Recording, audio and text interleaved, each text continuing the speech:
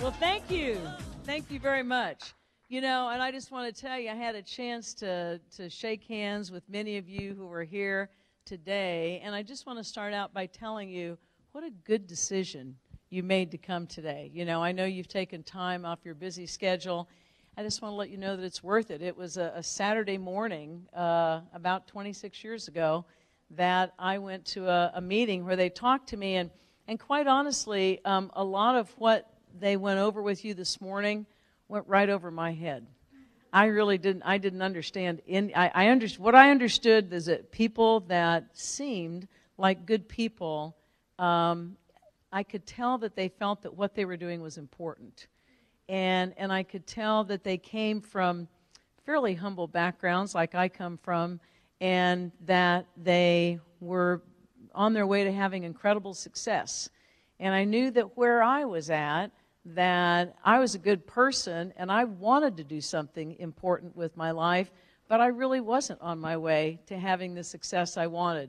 So it's somehow, I always feel special about the people who come on a Saturday morning, because I know you wouldn't be here unless you wanted something more in your life, unless you wanted to be able to really improve the quality of your life, maybe to do something for your children or to help your parents, or whatever it is that's important to you. Just in terms of my story, I grew up in a military family. I don't know if we have any military brats here or not, but we moved around quite a bit as I was growing up. We always lived on Air Force bases. I'm a very patriotic person. I know that freedom isn't free, and I love our country. I love that we have freedom of speech and that we have freedom of religion and we have liberty, and I think we can never take that for granted. You know, I really love Primerica, the company you're seeing this morning. Many of you think, wow, you know, what is it that these people, is this really a business meeting that people seem so happy? You know, the first time I went to one of the meetings, I thought, why is everybody so happy? You know, I kind of like got my back against the wall so I didn't have to, I wanted to see what was going on, that everybody was so happy, you know, and I thought, is this like staged or something? How can they? And then I realized, you can't stage something like that when people are genuinely happy, you know. And then I started trying to figure out, why is everybody so happy? And I realized it was because they had hope and they had a brighter future than I did, and that was what I was looking for, you know. And so what I want to do is I want to share. I grew up in a military family. I went to college. I'm a baby boomer, and so baby boomers, from the time I was a little girl, you know, my mother said to me, Cheryl, when you grow up, you're going to go get a good education, and that way you can get a good job. And if you get a good job, I want you to work hard so you can be successful, right? So it shocked everybody. There were 3 children in my family that I would be the one that would go to college, because I was never a good student, right? I was in group 3 in reading. Does everybody know what that means? Like dumbbell reading, right? I never, ever got math. That's still sometimes, you know. And I was good on the playground, right? I loved recess. People would go, what's your favorite thing in school? Recess, right? For me, I loved the playground.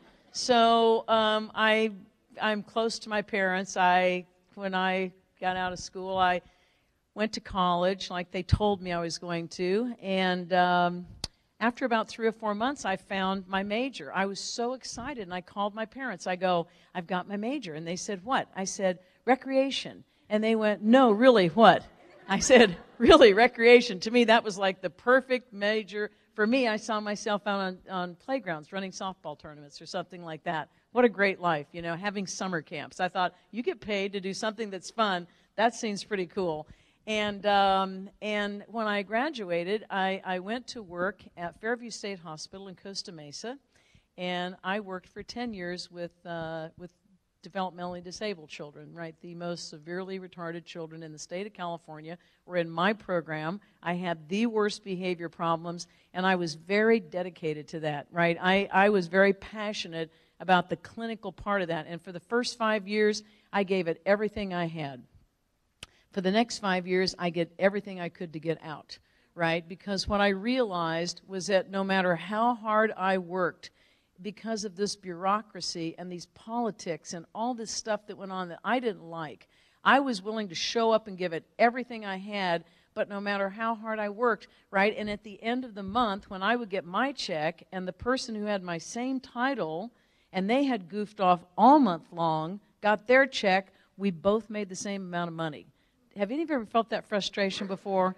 And I said, I got to get into something that if I'm willing to work hard, like my parents taught me, that I can make the money, that I can go on ahead and lead. I wanted to have a big life. So in my wildest dreams, I never thought it would be anything in financial services. As a matter of fact, right, when I was first approached about this company, I went, no thanks, I'm not interested. And they said, why? We know you're always looking for something where you can be able to make. I had 2 part-time jobs and my full-time job when I saw this. Why wouldn't you do this, Cheryl? I said, to tell you the truth, I'm just not a numbers person. I'm not much of a businesswoman. I've never tried to run a business before. I don't really know about that. And they go, well, can you add and multiply on a calculator? I went, well, yeah.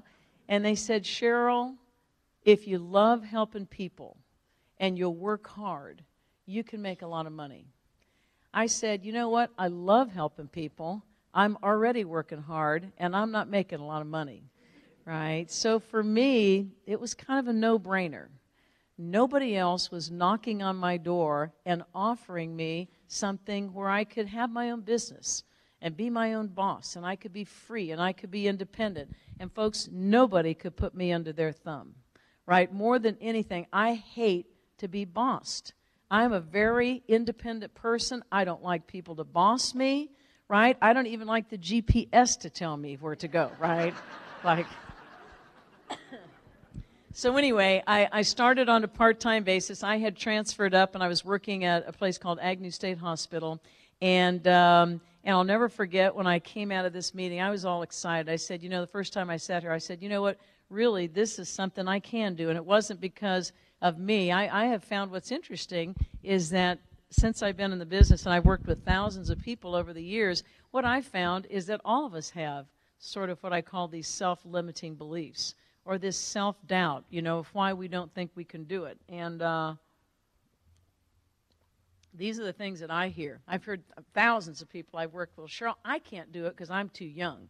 Well, I'm too old. Well, I'm too tall. Well, I'm too short. Well, I'm too skinny. Well, I'm too fat. Well, I have an accent. Well, I don't know numbers. Look, stop it, right? If there's a fiber in your body that says, I want to be somebody and I want to do something special with my life, you're in the right place. And you're at the right time. And don't let anybody tell you, are you kidding? You're in shipping and receiving. What do you mean you're going into financial services? Are you kidding? You're a school teacher. You're a plumber, right? You're a housewife. You're in construction. You're an engineer. You're whatever you are. You can't. What are you? When I called, I was so excited. I got out of this meeting. I called my mom. I said, hey, don't worry. It's over. I'm going to take care of you. We're going to be wealthy. You're going to be happy. She goes, oh, yeah, what now? I said, no, this is different. She said, Cheryl, what are you talking about? What are you going to do? I said, I'm going into financial services. She goes, really? What are you going to do in financial services? I said, help families become debt-free and financially independent. You know what she said to me? Don't do it. I said, Mom. She goes, honey, you don't even balance your checkbook. Don't be going out and telling people what to do with their money, right? I said, Mom, they have classes. I'm going to get trained. They're going to help me get licensed. It's my chance at a future. I called my dad. I said, Daddy, I'm so excited. I found a business. He said, do not quit your real job for 1 year, young lady. I grew up in a military family, so what did I say to him? Yes, sir. 6 months later, it was Father's Day, and we were having lunch. He lived up in San Mateo, and he'd come down because I only had an hour for lunch. And he came down, he said, how's it going? I said, Dad, not as good as I thought. I came out of this meeting, and I said, I saw these people. I said, man, I want to go somewhere where I'm appreciated and get a trophy. Are you kidding? I'd love to have those little gold boxing gloves. Are you, man? That'd be special to me.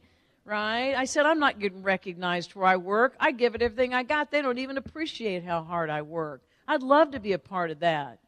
And I said, I'm going to be an RVP. Might as well just pin a badge on me. I'm ready to be one. But folks, from going to being a state employee, earning like $30,000 a year, to being a vice president, earning $100,000.